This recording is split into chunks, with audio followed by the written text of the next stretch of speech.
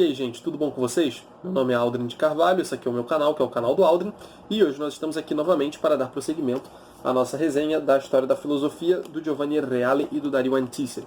Lembrando sempre de que vocês podem comprar tanto esse livro aqui, verdinho, segundo volume, quanto todos os outros volumes dessa coleção pelos links aí embaixo. Tá? Tanto dessa coleção de 7 volumes da história da filosofia do Reale, como também da história da filosofia de 3 volumes, né? Cujo conteúdo é basicamente o mesmo. Então vocês podem comprar pelos links aí embaixo, para vocês dar no mesmo no final, só que eu ganho uma comissãozinha em cima disso. Então é muito bom, para vocês não muda nada e vocês acabam me ajudando, então todo mundo fica feliz. E bom pessoal, hoje a gente está aqui novamente resenhando o Reale, e hoje a gente vai começar a falar de Clemente de Alexandria. A gente está vendo nos últimos vídeos os padres apologistas, aqueles padres que nesse momento, no começo da fé cristã, estavam se empenhando para poder tentar defender o cristianismo de todos aqueles ataques injustos que vinham de fora, e de várias críticas também, não apenas ataques infundados, mas até críticas filosóficas que se estavam fazendo ao cristianismo nessa época. Então, vindo dos pagãos, dos judeus, enfim, e dos povos da época, considerando a cultura grega que não estava acostumada com aquelas noções do cristianismo que estavam sendo trazidas pelos cristãos. Então, ressurreição dos mortos, todos esses temas de que a gente já falou nos outros vídeos. E, ainda então, nessa linha dos padres apologistas, daqueles autores que se empenharam diante desse cenário conturbado para o cristianismo, defendê-lo, hoje a gente vai começar a falar do Clemente. Na verdade, hoje a gente vai começar a falar da Escola de Alexandria. Hoje, o vídeo de hoje é só para o Clemente, mas a gente vai começar a falar agora da Escola de Alexandria, que foi uma escola catequética desse período, que gerou algumas figuras muito importantes, da qual vieram figuras muito importantes, que também são considerados apologistas, a saber o Clemente, que é o assunto de hoje, e o Orígenes, também muito famoso, que é o assunto do próximo vídeo. Mas hoje a gente vai falar só do Clemente mesmo, e falar brevemente aqui, o Reale fala muito pouco do comecinho dessa escola, mas enfim, a gente vai falar um pouquinho disso também. Bom, então vamos ver o que o Reale fala aqui. Por volta de 180, em Alexandria, Panteno, um estoico que se converteu ao cristianismo, fundou uma escola catequética que estava destinada a encontrar seu máximo esplendor com Clemente e Orígenes. Então ele começa falando que existe esse sujeito Panteno, que antecedeu esses filósofos na escola de Alexandria, que aparentemente fundou essa escola de Alexandria, e que então possibilitou esse ambiente cultural, enfim, esse ambiente intelectual, para que pudesse então esses autores florescerem. A gente lembra aqui que Alexandria, nesse momento, era um ambiente de muito intercâmbio cultural, então muitos povos passavam por ali, muitos intelectuais eram chamados para estudar ali. Era lá que tinha a biblioteca de Alexandria, e o museu de Alexandria, de que falamos no vídeo 50 ou 60 da série, acho que 60. Enfim, mas então era um polo de cultura, de intelectualidade, enfim, e o Panteno criou uma escola catequética lá, para desenvolver a fé cristã, para falar sobre a fé cristã e desenvolvê-la com ferramentas filosóficas e tudo mais. E é interessante que ele fala aqui que ele é um estoico que se converteu ao cristianismo. Então ele vai ter uma influência estoica muito grande e que vai acabar sendo refletida, evidentemente, nesses dois autores que a gente vai estudar, que são o Clemente e o Orígenes. Isso, assim, a gente já está vendo a influência estoica que teve em todos os autores até aqui, basicamente. O estoicismo e o platonismo são as duas correntes filosóficas que mais influenciam esse período. No caso, o platonismo com a metafísica, a questão da alma, a teoria das formas e tudo mais, até porque nesse período médio o platonismo está na moda, como a gente também já viu, está surgindo, está começando a florescer, e também os estoicos vêm com a questão do logos, vêm com toda aquela ideia do logos que a gente já trabalhou aqui em vários autores, e que também vai influenciar esses dois, como a gente já vai ver. Clemente, chamado Alexandrino, para distingui-lo do homônimo romano, nasceu em torno de 150 em Atenas ou em Alexandria. Então, mas chama de Alexandria porque ele claramente estudou na escola de Alexandria, então faz sentido chamá-lo de alexandrino. Mas é interessante que ele fala aqui que existe essa preocupação em distinguir este Clemente de um outro. E esse outro Clemente é o Clemente Romano, né, que foi o quarto Papa da Igreja e que veio aí, né, o terceiro sucessor de Pedro, que nasceu ali também no século I ou para o século II. Acredito que no século I. Né, se não me engano, conheceu até São Pedro em vida. E, enfim, interessante mencionar isso porque aqui no canal, ou melhor, no canal do Resenha Forense, né, que está comigo fazendo a série da patrística, tem resenha dele lá, né? Tem resenha das cartas que ele escreveu. Então eu recomendo que vocês deem uma olhada lá, eu vou deixar o link aqui na descrição provavelmente, mas tem também na playlist do canal uma playlist Sexta Patrística, né? E ali vocês podem dar uma olhada. Eu acho que já o primeiro episódio é Clemente Romano, primeiro, segundo, enfim, bem os primeiros são Clemente Romano. Então é interessante vocês darem uma olhada nisso para poder contrapor, porque o Reale ele não fala desse Clemente Romano aqui.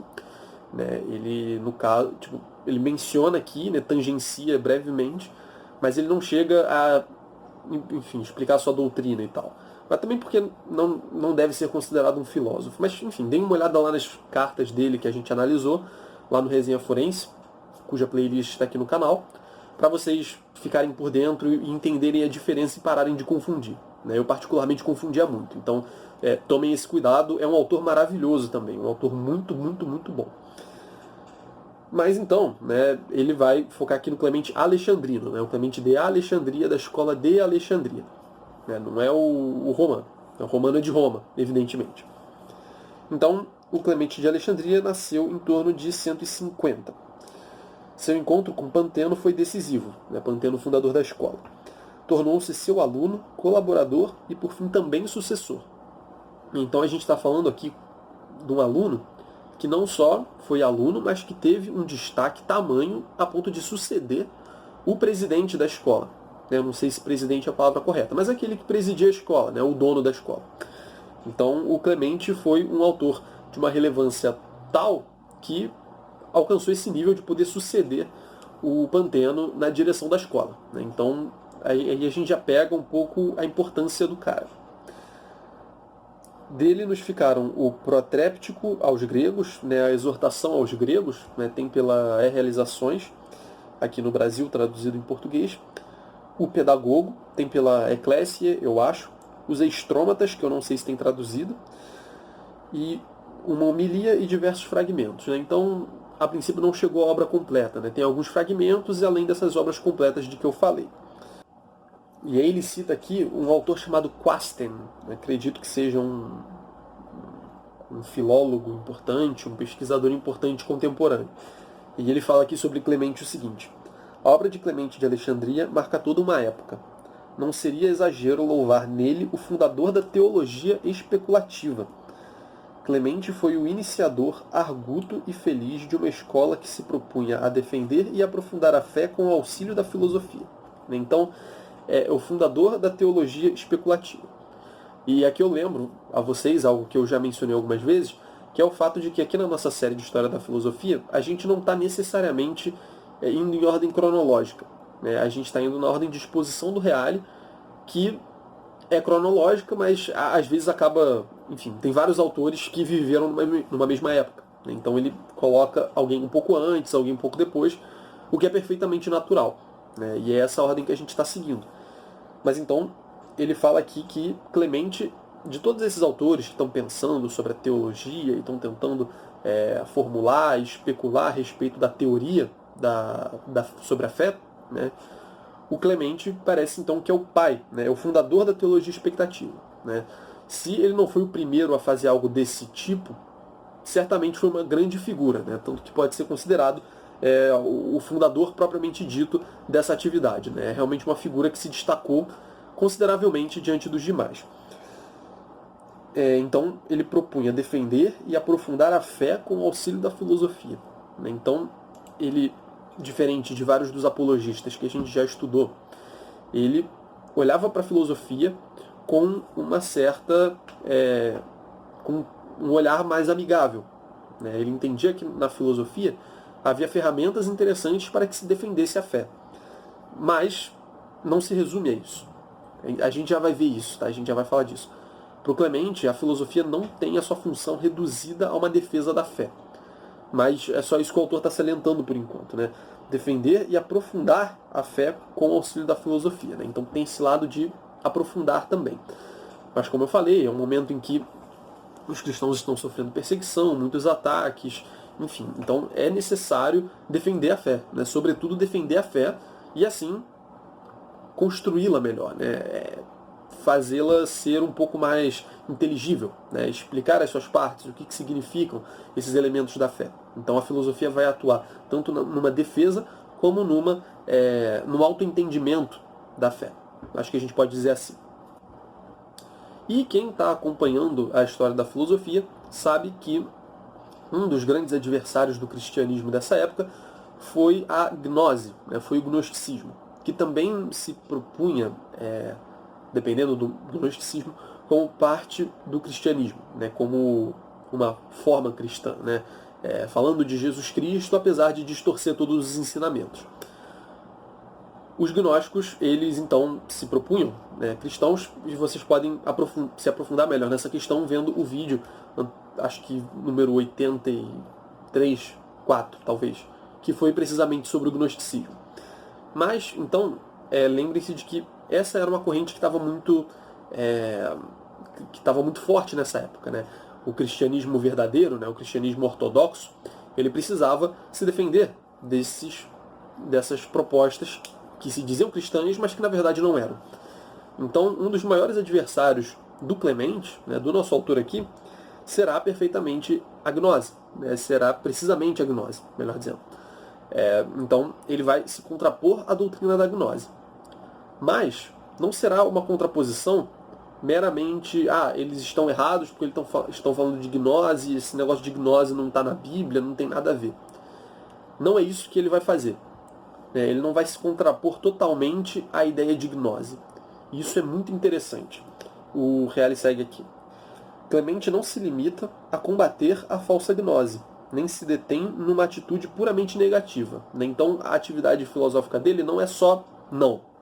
Né? Diante da gnose não é só não é só uma rejeição completa.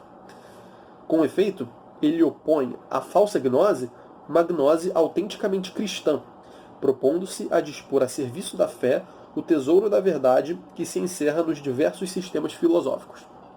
Então, ele vê problema nos gnósticos, né? Ele vê que aquela doutrina tem algo de errado, como a gente já comentou anteriormente, mas ele não nega a ideia de gnose.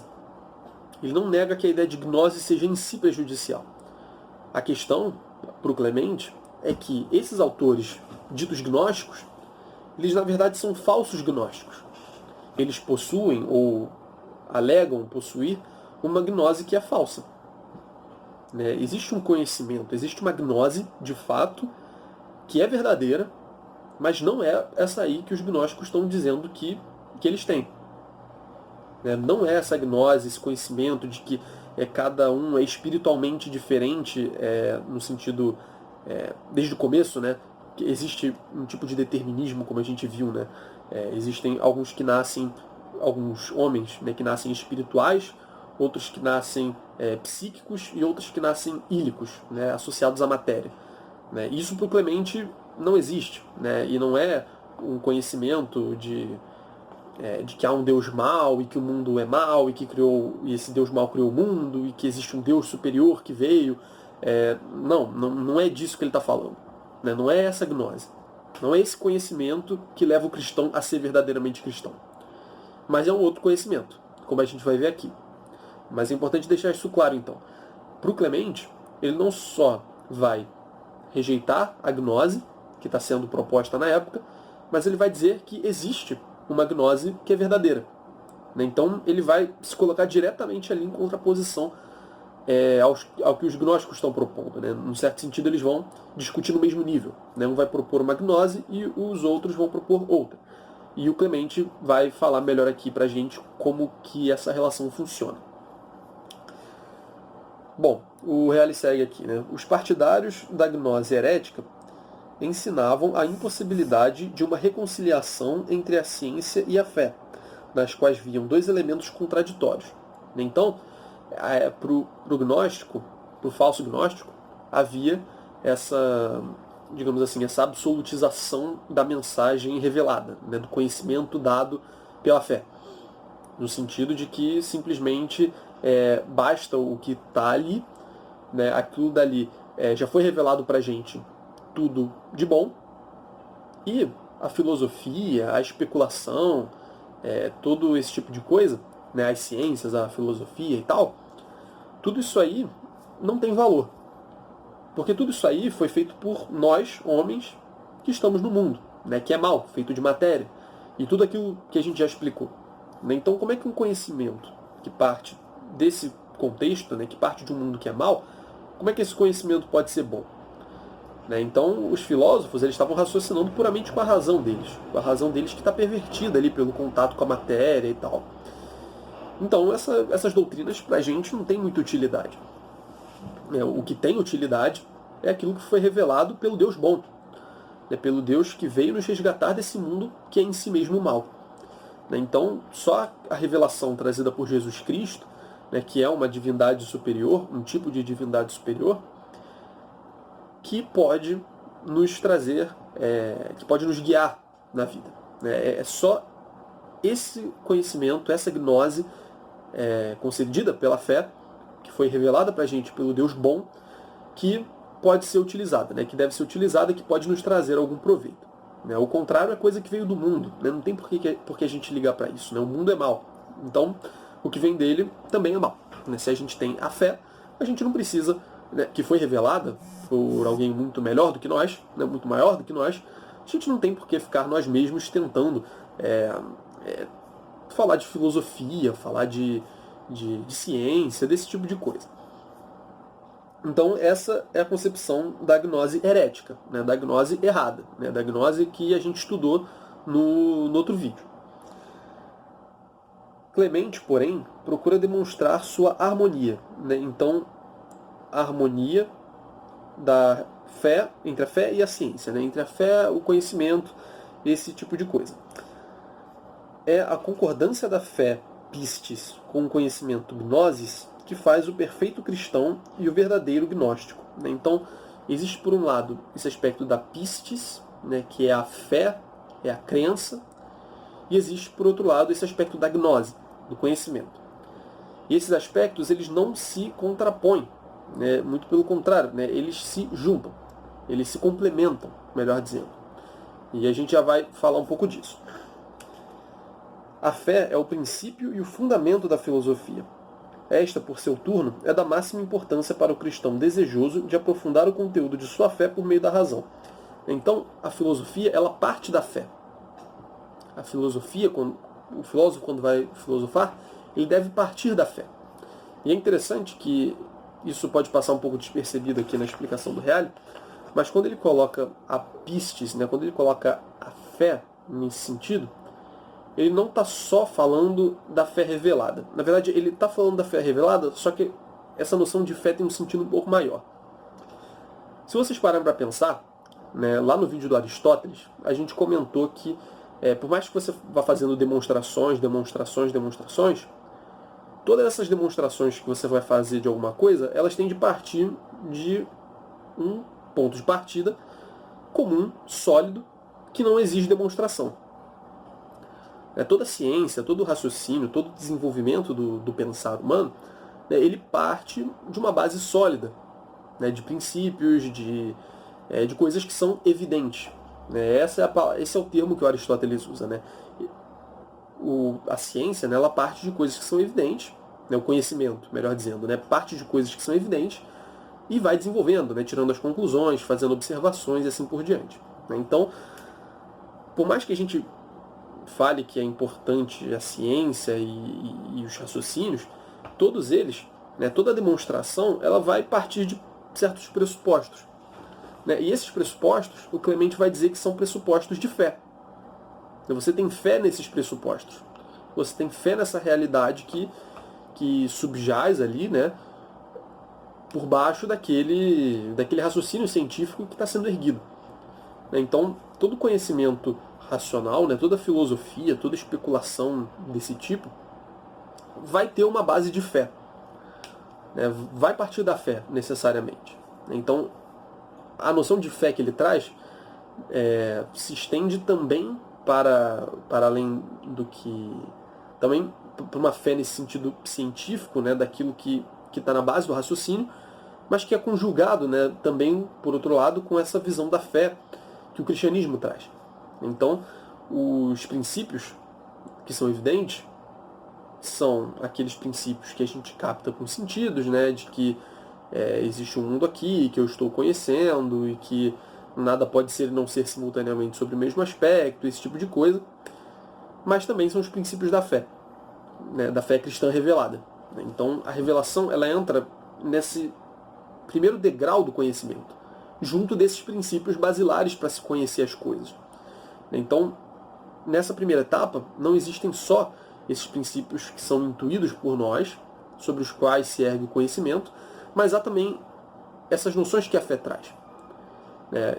E essa observação é muito interessante, porque ele está literalmente falando que o conhecimento, a gnosis, né, sem a fé, ela não é nada. Ela não... Senão, a gente sempre precisaria recorrer a uma demonstração, da demonstração, da demonstração, da demonstração, e a gente nunca ia chegar a nada. A gente precisa fazer as demonstrações a partir de um solo, né, a partir de um chão que é firme por si mesmo, né, que não exige ele próprio uma demonstração. Então, a fé, a pistis, a crença, ela sempre vai estar por baixo. Sempre vai estar por baixo. E os princípios cristãos, né, revelados, eles acabam entrando ali também. E podem ser desenvolvidos, podem florescer, né, podem crescer, podem se desenvolver, se aprofundar, a partir da filosofia, a partir da ciência, a partir da gnosis que se pode fazer partindo desses princípios mais basilares. Bom, então a fé ela está por baixo de todo o raciocínio científico. Todos esses princípios eles são aceitos por nós através da fé. Então assim também são os princípios revelados. Eles também se encontram por baixo desses raciocínios. Eles precisam estar por baixo desse raciocínio. E pode-se parecer que talvez nesse sentido a fé, de certa forma, baste. Tipo, ela está na base, então ela pode ficar ali só a fé, a gente pode viver tranquilamente só com a fé, e não importa o resto, o resto é consequência disso. A gente pode se limitar a essa situação mais basilar, a essas verdades mais brutas, que constituem os princípios a partir do qual se gera a gnose. Mas o Clemente vai falar que não.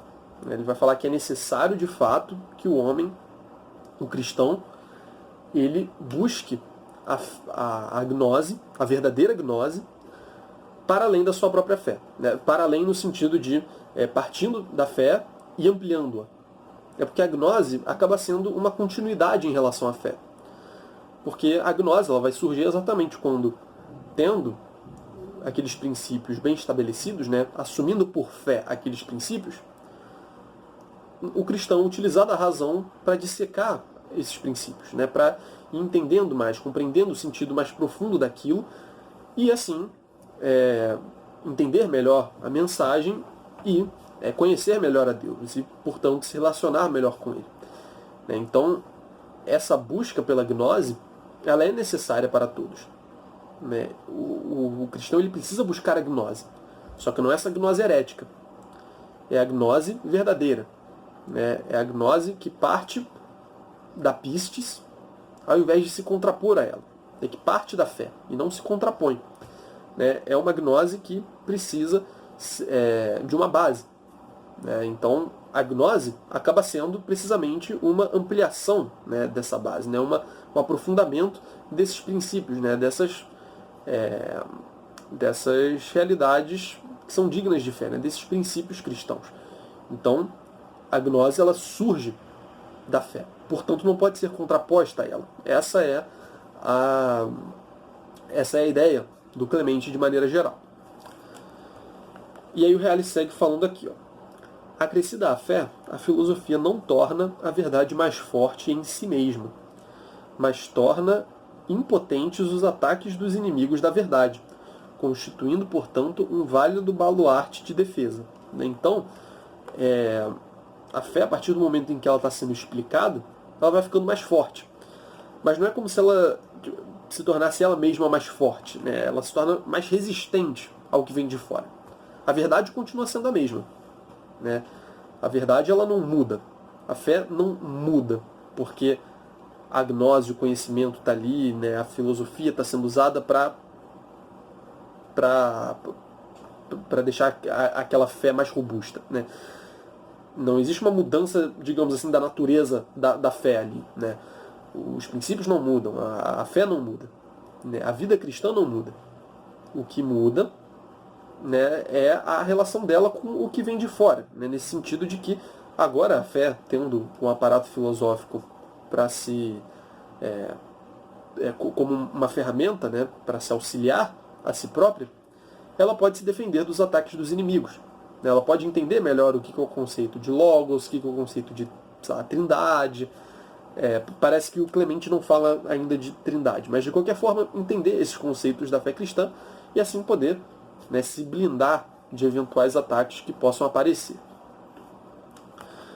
E aí ele segue, né, que contudo, para Clemente, a fé permanece como critério da ciência, e a ciência constitui um auxílio de caráter como que auxiliar para a fé.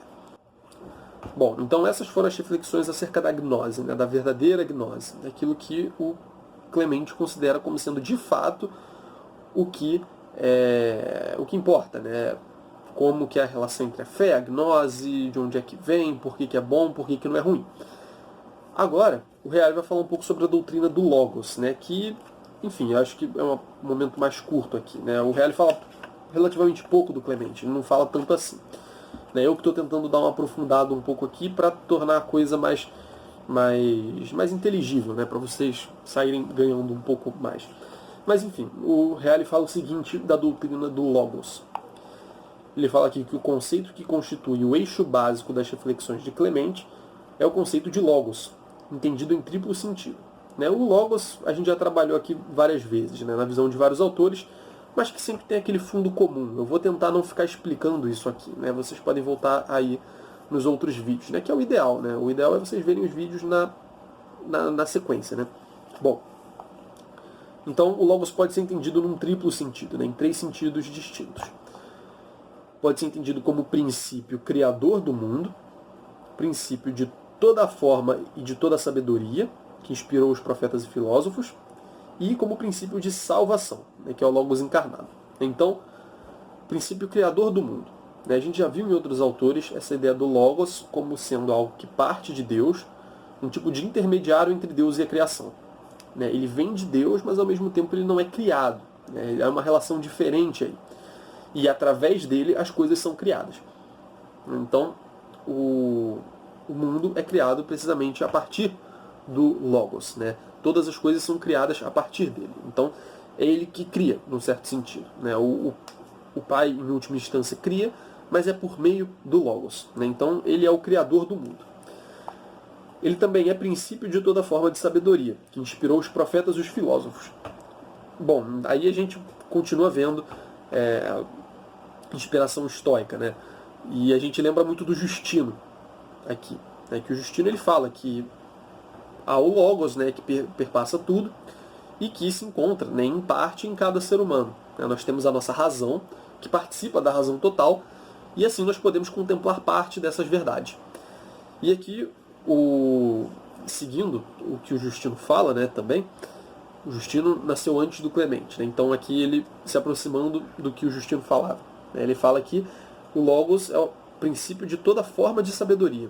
Então, tudo que os filósofos falaram e tudo que os profetas falaram que é verdadeiro, né, que se aproxima com a doutrina que foi revelada pelo próprio Deus, são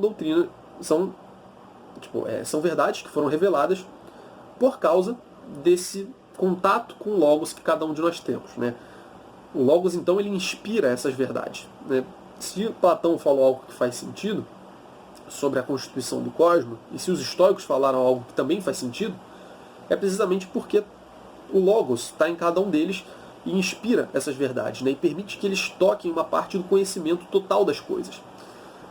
Claro que um conhecimento geral e que é absolutamente certo, isso só o próprio Deus revela, né? mas seguindo também o que o Justino falou, né? Esses autores eles se aproximam muito, né? Então eu peço até desculpa se ficar muito repetitivo, mas eu tenho de entender que talvez muita gente chegue aqui sem ter ido para outro vídeo. Então percebam isso, né? Todo mundo, né, que fala alguma verdade, digamos assim, todos que inspiram, né, que falam, que são inspirados por algum tipo de sabedoria, são inspirados pelo Logos. Se algum profeta fez uma profecia acerca da vinda de Cristo, ou se um filósofo alcançou uma verdade acerca da constituição da realidade, é porque o Logos passou por ali. Né? O Logos inspirou e fez com que ele proclamasse aquilo. Né? Não sei exatamente porquê, né? Deus sabe o que faz, mas fato é que foi tudo isso em decorrência do Logos. Né? Então o Logos não só cria as coisas, mas também está em todas as coisas e inspira a sabedoria nas coisas. No caso, nas pessoas, né? Porque não se inspira sabedoria nas coisas, mas nas pessoas. Enfim, deu para entender. Né? Isso tudo está em consonância com o que a gente já falou dos outros autores. Inclusive, estamos lendo o Diálogo com Trifão, lá no Resenha Forense. Vocês encontram os episódios na Sexta Patrística, na playlist da Sexta Patrística, e lá estamos resenhando o Justino, né? O Diálogo com Trifão, do Justino, em que ele aprofunda melhor essas ideias. Se vocês tiverem curiosidade, vocês podem ir lá dar uma olhada. Bom, então o princípio criador do mundo, princípio de toda forma de sabedoria, que inspirou os profetas e os filósofos, e princípio de salvação, que aí é o Logos encarnado. Né? Então percebam que ele, sim, reconhece Cristo como Logos encarnado. E reconhecendo Cristo como Logos encarnado, ele vê que Cristo, né, o Logos, também é princípio de salvação. Né? Então tudo foi criado por meio de Jesus Cristo. Jesus Cristo que inspirou a sabedoria em todos os profetas e filósofos, e é Jesus Cristo que nos salva. Né? Através de Jesus Cristo também que nós podemos ser salvos. Novamente em consonância com muito daquilo do que a gente já viu. Mas aqui ele salienta, né? De fato, o Logos se encarnou. Né? O Logos é o Cristo. Aqui em perfeita consonância com o Evangelho de São João, né? Com o prólogo do Evangelho de São João, que já foi abordado por nós também no vídeo sobre as ideias do cristianismo ou dos problemas do impacto do cristianismo. Algum desses dois vídeos. Lá é uma ótima introdução, a gente fala muita coisa boa lá. Enfim, de todo modo, basicamente é isso que ele fala. Né? O Logos pode ser entendido nesses três sentidos. E ele fala aqui ainda, né? O Logos é verdadeiramente o princípio e o fim, o alfa e o ômega, aquilo de que tudo provém e para onde tudo retorna. O Logos é mestre e salvador. Né? Então essa concepção absolutizadora do Logos. Né? O Logos está em todos os lugares. Né? O Logos perdura tudo. Né? Sempre fazendo referência a essa noção que a gente está vendo aqui. E aí ele fala aqui, né, que no novo sentido do Logos, a justa medida, que era a marca da antiga sabedoria e da virtude grega, se integra no ensinamento de Cristo. Então o Logos parece que tem alguma coisa a ver com a justa medida. Né? De fato, ele não aprofunda aqui. Né? A marca da antiga sabedoria e da virtude grega. Enfim, a gente conhece, né, do Aristóteles, ele fala da justa medida, né, como sendo onde a virtude se encontra. E o Clemente associa isso ao Logos, né? Associa isso a Cristo. Não sei exatamente porquê, talvez isso possa ser enquadrado num tipo de sabedoria que o Logos inspira, mas aí eu realmente não entendo de Clemente o suficiente para dizer isso para vocês. Clemente é um autor, inclusive, que eu quero trazer aqui para o canal, tá? Então, porque eu acho que não tem na coleção patrística da Paulus, né? Que eu acho muito estranho. Mas então eu pretendo trazer por fora, caso seja o caso de realmente não ter. Então, enfim, a gente ainda vai falar mais de Clemente aqui no canal, com certeza, mas por enquanto é basicamente isso que eu tinha para dizer. O Reale não descreve tanto, né, as doutrinas dele. Bom, pessoal, esse foi o vídeo. Eu espero muito que vocês tenham gostado. Agradeço a paciência aí, eu estou postando menos vídeo e, enfim, vocês estão tranquilos, eu acho. Enfim, não se esqueçam de comprar os livros pelos links na descrição, acessar a playlist da Sexta Patrística para dar uma olhada na gente resenhando esses autores aqui de que a gente está falando na história da filosofia. E, deixem um like aí, comentem alguma coisa, inscrevam-se no canal e façam todas essas coisas aí que vocês já sabem, tá bom? Obrigado, galera. Abração.